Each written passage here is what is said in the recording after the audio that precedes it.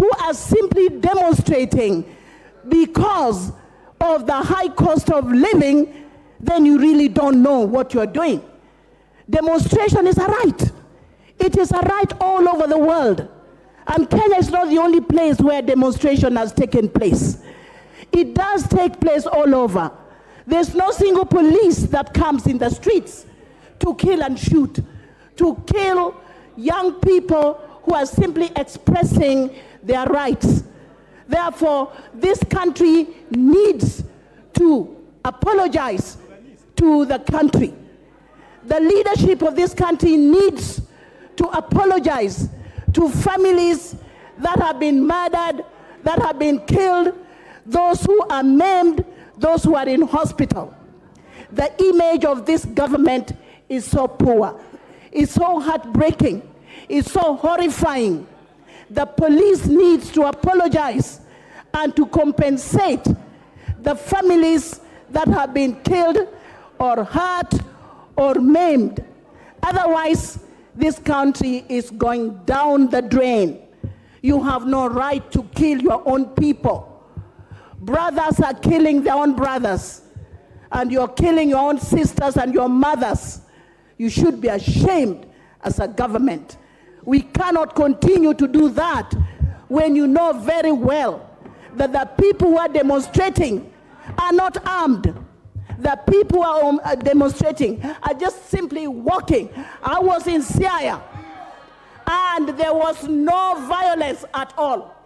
So you cannot talk about violence when the police themselves are violent.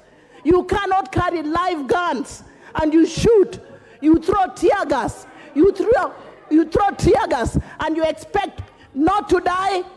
You mean those who are here, you members who are here, who don't seem to have a heart for humanity, you too, your time is coming. You cannot kill and continue to say and celebrate that you have killed. You face other people who have guns like you and fight them. But don't fight people who are not armed at all. The image of this country is so bad. The image of the government is so bad. You owe the nation an apology, and you must compensate for the lives you have killed. Thank you for giving me this opportunity. Thank you, Dr. Ombaka. The next chance will go to the member for Kipkelion, Honorable Hillary. Thank you, Madam Speaker. The matter before the House this afternoon is a very serious matter, Madam Speaker. And Honorable Rosa Buyu, while condemning Rosa Buyu, Rosa Akinyi Buyu, Rooster, okay, sorry. Madam Speaker, you see, as we condemn police, we must also be factual to the Republic of Kenya.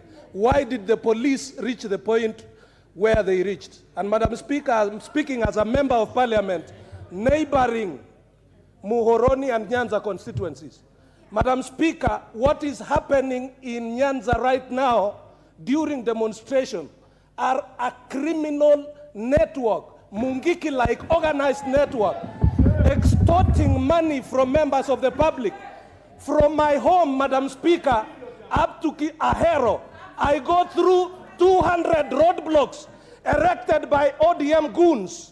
And you want the police to sit by and watch as my right is infringed. Madam Speaker, we will not allow. And Madam Speaker, I want to say that the police conducted themselves with utmost restraint. And Madam Speaker, I would want to urge the police of Kenya to take charge, dismantle these criminal networks. And Madam Speaker, the nation has a thread of these activities. There is a leader in this country, Madam Speaker. During a campaign election, he comes up with an M-Pesa number. People don't know where money is going. In these networks, they have been extorting people. My senator from Bomet came from Kapsabet to Sitotwet. Madam Speaker, he parted with 70,000 from illegal taxes by a group saying they are changering for Baba, probably to put up a hotel in Malindi, Madam Speaker. So, Madam Speaker, as much as we speak, and that is shame, Madam Speaker, as much as we condemn police, we must condemn hooligans who have taken law onto their hands, Madam Speaker. Hold on, Honorable Hillary. Honorable Jeanette, what is out of order? Madam Chair, I'm on a point of order. Madam Chair, you know, Honorable Kipkelion from Kipkelion is not a new member, like the way I will keep quiet when new members are learning the ropes. Madam Chair, this is a man who's serving his second term. Well, Madam Speaker. What is out of order? When he's, this is a House of Records, Madam Speaker. When he's raising such kind of allegations that taxes are being collected of 70,000, in the standing order, there's the standing order of relevance, Madam Speaker. What relevance that has got to do with police brutality, Madam Speaker? Unless he is the goon who's instructing them what to do, Madam Speaker. Madam Speaker, Madam Speaker, if you don't guide this debate in relevance, to relevance, Madam Speaker, then people are going to speak here about their land, their farms, their potatoes and everything, Madam Speaker. Let us discuss issues pertaining to police brutality. That's all. Thank you. Honorable members, the motion is very clear that what Honorable Rosa Bui brought to this House is across the country. So you also cannot gag honorable members. That is why Dr. Ombaka will speak about Siaya, someone else will speak about Mombasa, because it is part of the context. So unless someone is totally out of order, let us give members chances to finish so that everyone can have the chance to talk. Honorable Hillary. Hillary, do you want to be informed by the leader of majority? Yes, by my leader, Madam Speaker. Honorable Speaker, I just wanted to inform Honorable Hillary that it was quite in order, because indeed the Honorable Leader of Minority, the whip of the minority, has indeed confirmed what Hillary was saying. He is not denying the fact that there are people collecting illegal taxes. He had only a problem with relevance. And therefore, Honorable Hillary, let me inform you that you are perfectly in order. There are cartels in this country using violence and anarchy to collect illegal taxes. And they must be dealt with. Order. Leader of majority, we have already guided. Please, Honorable Hillary, continue. Thank you, Madam Speaker. And I want to just inform my friend, Honorable Jeanette, that I was using this point exactly to justify why it was necessary for police to come and deal with these criminal gangs. And Madam Speaker, in conclusion, I want to urge the police, the Inspector General of Police, not to blink and to deal and quell with all criminal networks, not necessarily in the Luo Nyanza, but in the entire Republic, and bring order. Thank you, Madam Speaker. Yes. The member has already wound up. Your time is up. Leader of minority. Madam Speaker, I thank you for this opportunity, and I hope you'll indulge me to allow me to speak for about 10 minutes. I am the leader. Why are you anxious? Order members. And I want to... Order members. In my discretion, the leader of majority and minority will each have 10 minutes. Yeah. Madam Speaker, and I want to actually help reduce the temperatures. But let me start by saying this. That sometimes when I sit here and listen to members speak, I really get amazed. You know, Madam Speaker, I have seen members right from the 11th Parliament who were then very supportive of these kind of atrocities by the police.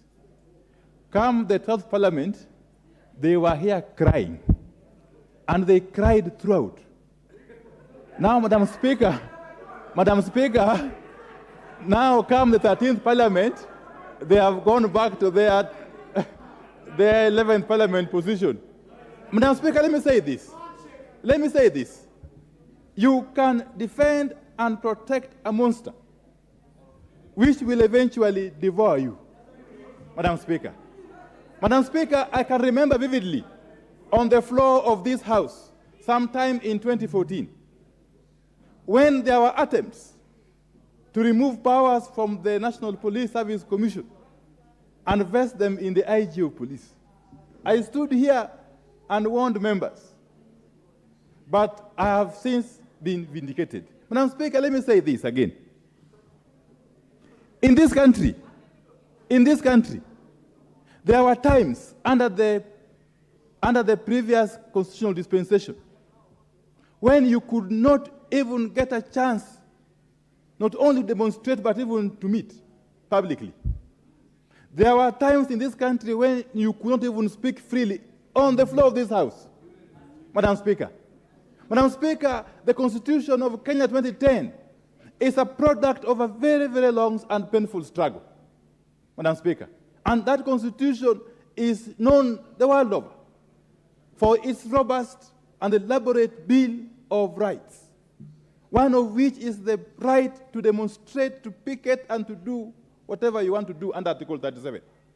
Madam Speaker, no authority or no person has got the power to suspend the operation of Article 37 of the Constitution.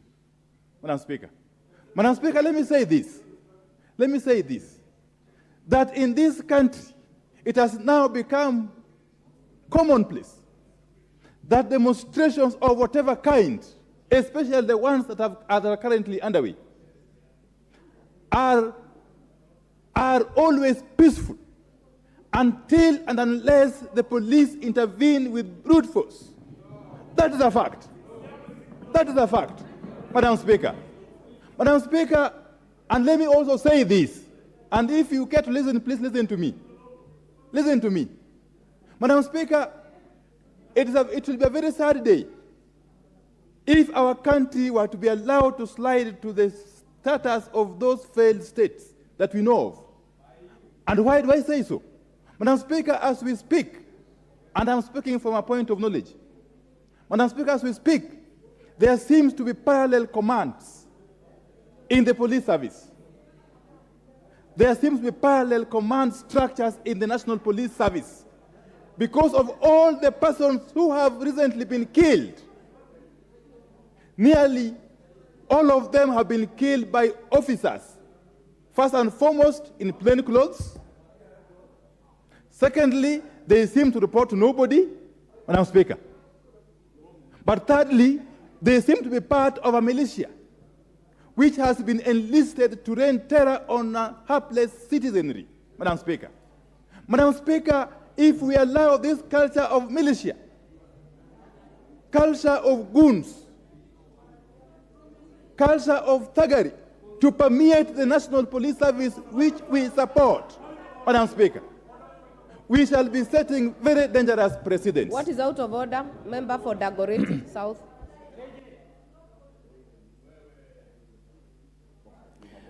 Madam Speaker, I've got utmost respect for the leader of minority, and I was keen to listen through to his speech so that I can respond when I get an opportunity. However, it would be wrong for the leader of majority to misguide this House, and also the leader of minority to misguide this House by giving information that is not true. I'm sure the leader of majority will not be able to substantiate the fact that there are two centers of command for the police, because it is very clear what the chain of command for the police in Kenya is. Secondly, the leader is claiming that there is a militia. In I get an opportunity to speak, I will talk about the anatomy of a demonstration. When the demonstration... Do not debate. The leader must substantiate where that militia is, under whose command the militia is, and why they think that they can benefit from a mischief that they manufacture themselves and come to this House to cry crocodile tears. Do not debate, Honorable KJ. That is a point of debate. No, Madam Speaker, I said from the outset that I will try to be very, very cautious and temperate in my address. Madam Speaker, it is not for me to investigate militia. That can't be my work. Not long ago, I heard a member say here that those who have been killed were not killed by police. Then it means they were killed by non-police persons who could only be part of a militia. Yeah, so whoever is responsible can investigate for us and tell us who are these militia. Madam Speaker, let me say this, that if you want to make this country retain its status in the community of nations. We must be very careful about what is happening currently. And the National Police Service has, over the years, been known to be a service of repute. It cannot be allowed to descend to the level it is currently descending. Madam Speaker, you cannot accuse helpless and armed citizens who are going about exercising their right under Article 37 of the Constitution and who, having been provoked by water cannons, by tear gas, by police truncheons, by bullets, defend themselves. Because the right to defense is also acknowledged, not only nationally, but also internationally. Madam Speaker, today we are talking about people throwing stones in defense of their rights to demonstrate. One day, they may graduate from stones to something else. That is when you will realize that peace is a very precious commodity, Madam Speaker. The Honorable Member for Gatanga is daring me to try. I think he doesn't know me. But let me tell you, Madam Speaker, this country has witnessed what has never been witnessed in the past 4 regimes. I have been lucky to live through those 4 regimes. Madam Speaker, the kind of brutality that has been meted out on innocent and armed citizens in the last couple of months is unprecedented. Those of us who lived under Jomo Kenyatta and lived under Daniel Moi, lived under Mwai Kibaki, lived under Uhuru Kenyatta are amazed at the kind of brutality that is being encouraged by officialdom. Madam Speaker, I said yesterday, and I want to repeat it today here, that you may gloat, you may be happy that this injustice is being meted against your so-called opponents. But tomorrow, the same injustice will be meted against you. And I can tell you again that however long it takes, the authors of these atrocities, the givers of command, the commanders of these atrocities, the planners of these atrocities will have to be held to account, Madam Speaker. It might take 10 years, it might take 20 years or 30 years or even 100 years, Madam Speaker. We are aware, we know of people who have been tried and convicted posthumously, Madam Speaker. And that will happen one day. So for us, therefore, to move forward as a country, the issues the people are demonstrating against are not about Raila Odinga. They cannot be issues about Raila Odinga. Kenyans are simply tired.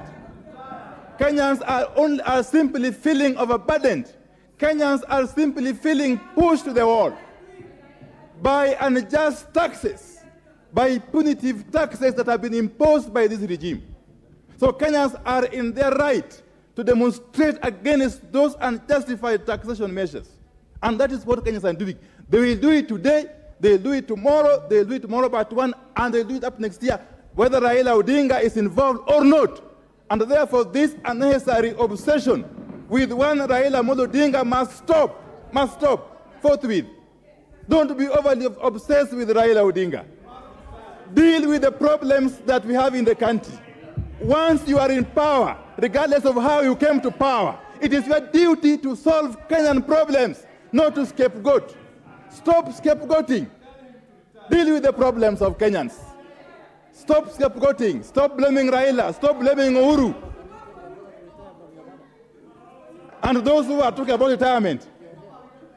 Honorable Ruto, Honorable Sergon, Honorable Mureu. Order. No, leave them for me. I'll deal with them. I can handle them.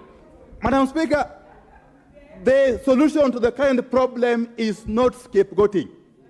Face the problem squarely. If I were in power, I would deal with those problems. I would. Okay? But once your policies have failed or seem to be failing, stop venting your anger on helpless and armed Kenyan youth.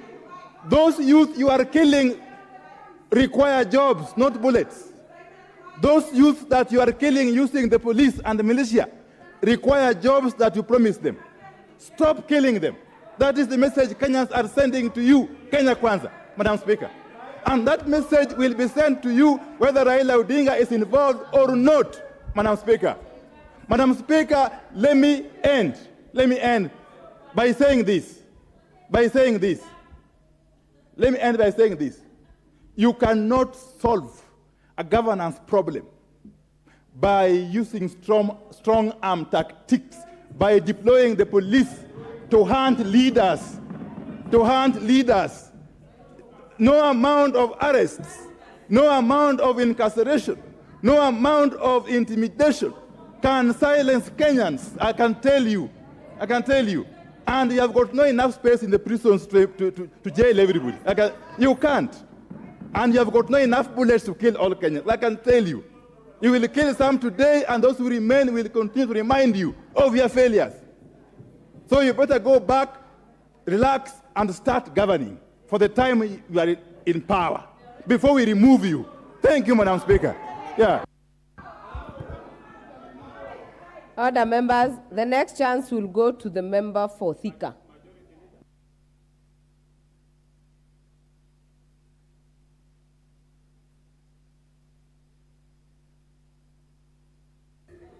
Thank you, Madam Speaker. Madam Speaker, whatever we are discussing today is very important, and we need to address this matter once and for all. Madam Speaker, policemen and policewomen, they are human beings. They also have families at home. It's only that is their job, to be a police person.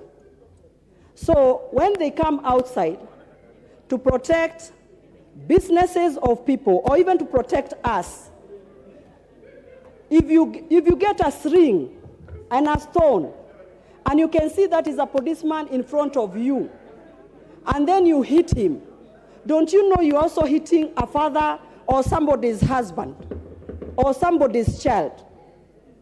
And you know, when we are discussing about who was killed, as we are discussing how many people are killed, even a policeman is a person, and he doesn't deserve also to be killed. So when we come here to discuss this matter, and there's no way in this nation whoever condone militias to be coming out and taking advantage of demonstration so that they can be able to hurt others. What we saw on television, Madam Speaker, you don't wish anybody. What we saw policemen bleeding, being carried, being taken to the hospital, and it was not fair. If people want to demonstrate according to Article 37, do it in an orderly manner.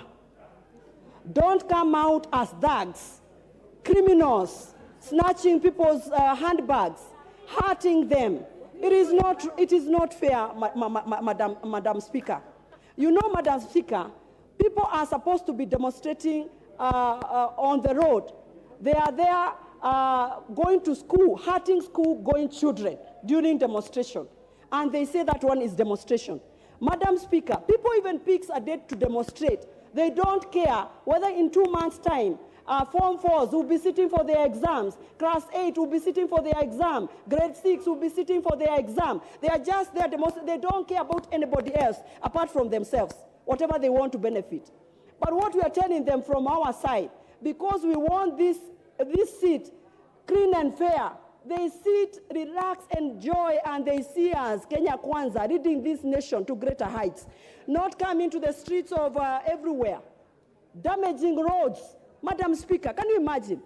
This road, Madam Speaker, it is the one I use. It is the one they use. When you are sick, the ambulances uses that road. When they are going to the airport, they use that road. And they are here, Madam Speaker, saying it is demonstration. Which demonstration? Destruction, mass destruction. And I haven't seen anybody saying that that was wrong. They are very, very happy come out, they have succeeded. It's only that this time the policemen and women said enough is enough. No more looting, no more destruction, and that is why people are crying. Policemen did only what they were supposed to be doing. Protect the lives of people and protect the businesses of people. There's nothing else they did. There's nothing wrong that they did. And Madam Speaker, you know, when it came to the maandamano, the ringleaders, they just came on the television, they said, we have 3 days of demonstration. I looked for the leaders who had called for the maandamano. I did not find them anywhere.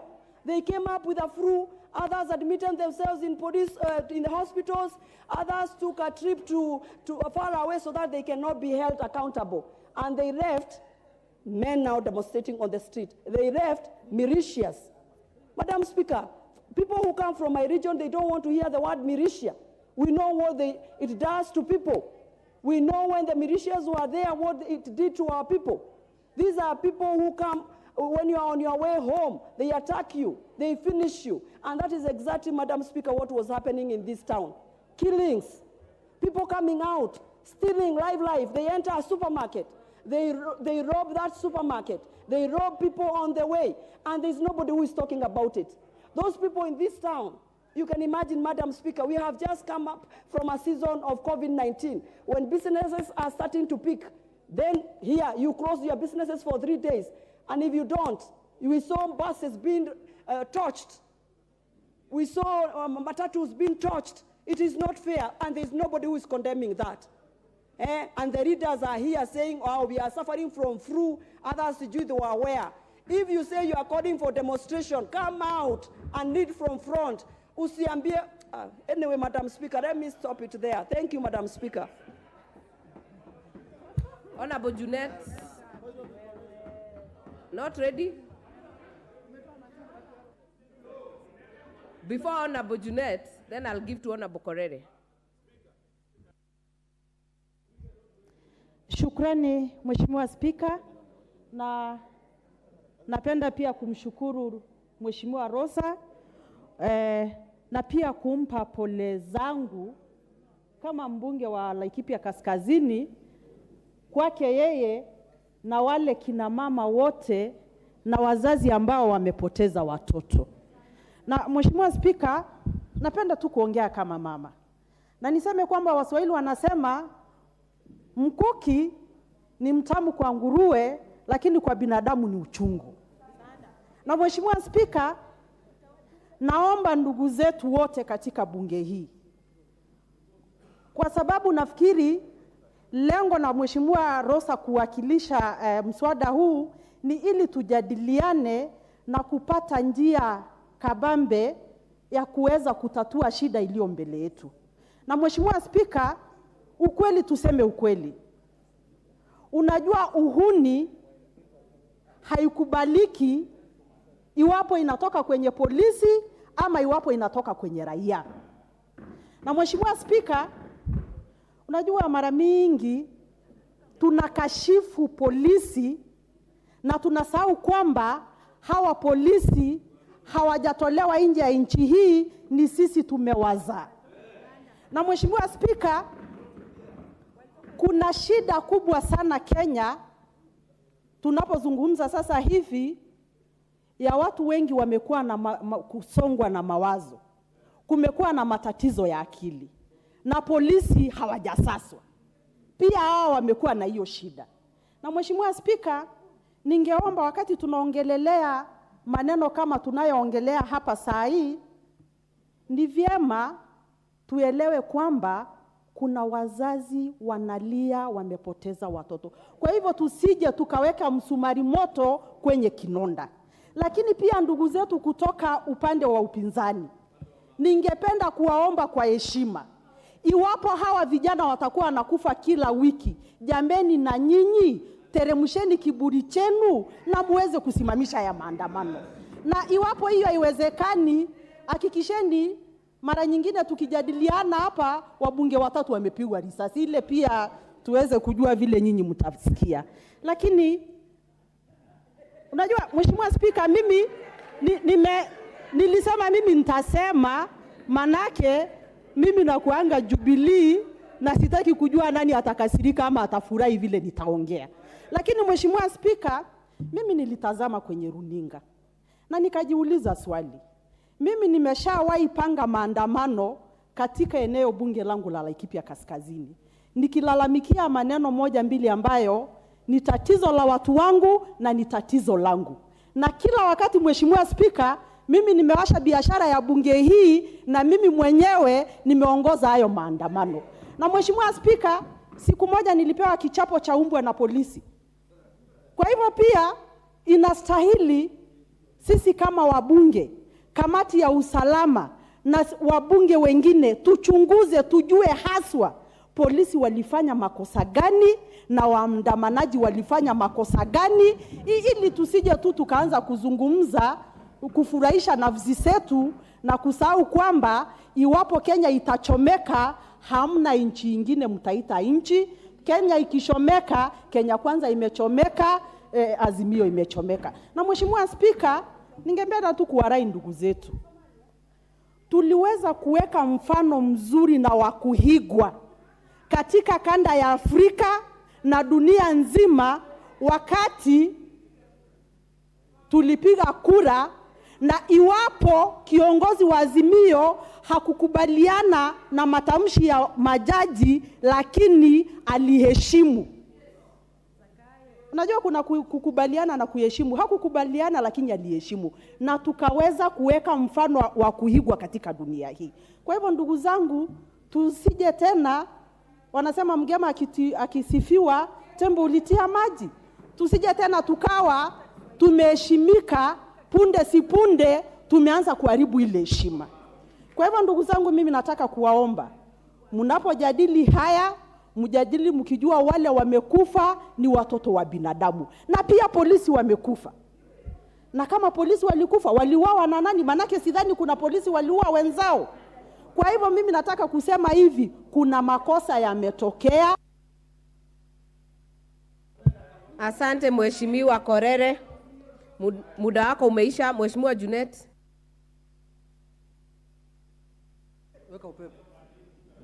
Madam Speaker, thank you for giving me an opportunity. Madam Speaker, first I want to bring to the attention of the House.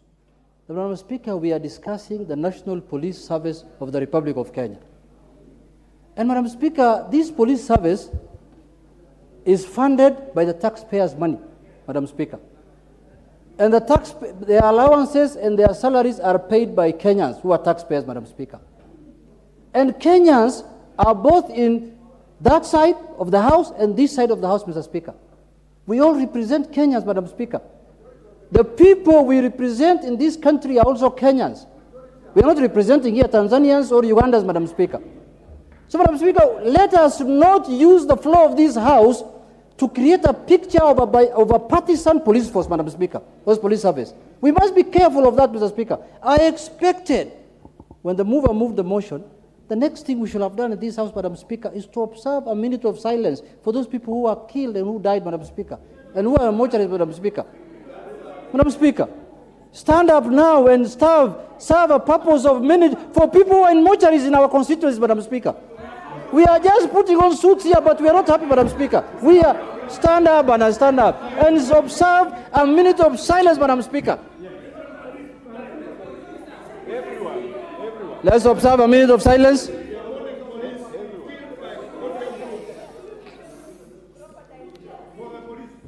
Order members, take your seats. Thank you very much. Take your seats. Madam Speaker. Order members, Honorable Junet, we will do the minute of silence after your contribution. Okay, thank you. Madam Speaker. Madam Speaker, my time is running. Madam Speaker, the most shocking thing in our country, Madam Speaker, is the way things change. The more things change, the more they remain the same. Madam Speaker, people have been complaining about police force since independence. And a new constitution was brought into this country, Madam Speaker. We changed the police force from the former police commissioner to IG to police service. And the constitution is very clear, Madam Speaker. It's saying national security is subject to authority of this constitution and parliament. Madam Speaker, it is us who are supposed to hold the police force accountable. And that's what we are doing this afternoon, Madam Speaker. This is where they are supposed to be held accountable for their actions and commissions and omissions, Madam Speaker. So, Madam Speaker, if we are the ones here who want to defend them as though they are our gardeners or our staff at home, then, Madam Speaker, we are lost. Where else will they be held accountable if it's not on the floor of this House, Madam Speaker? Madam Speaker, if we don't question on the floor of this House the death of 30 or 40 Kenyans, where else are we going to ask it? In the streets? Madam Speaker, we must take our responsibility as a House very serious. And this is where issues of concern to the nation is discussed, Madam Speaker. Madam Speaker, I want to say this categorically. Personally, where I represent my constituency, we have lost people. And I don't think we have lost these people in the right way. They have died death which was not theirs, Madam Speaker. Madam Speaker, I was listening to Honorable Bokose. He said some of the people who were shot from the back. I want to tell you that those people were shot because they were running away from the police. So when you're running away, it is your back that faces the police. It's not your face. When you face them and then they put a tear gas on your face, you run away. When you run away, they shoot you on the back. That is how they died, Madam Speaker. Madam Speaker, let me proceed. Madam Speaker, let me ask you something. What is out of order, Honorable Bokose? Thank you, Madam Speaker. Madam Speaker, the Honorable Junet has, I don't know whether you know you are being distracted when he was making this allegation. Which allegation? That I said the police, the people who were shot from the back. It was Honorable Buyu in her statement that said they were shot from the back. What I said is that if they were shot on the back, it means, and we saw clearly that the demonstrators were throwing stones, meaning the people who shot them were the ones behind them, not the ones who are in front. Madam Speaker, let me proceed. Madam Speaker, my time is gone. Honorable Junet, please proceed. Madam Speaker, in all these demonstrations, I'm giving you, in all these demonstrations, Madam Speaker, in all the demonstrations that happen in the country, I have not seen any recorded death of stones. There is nobody who has been killed because of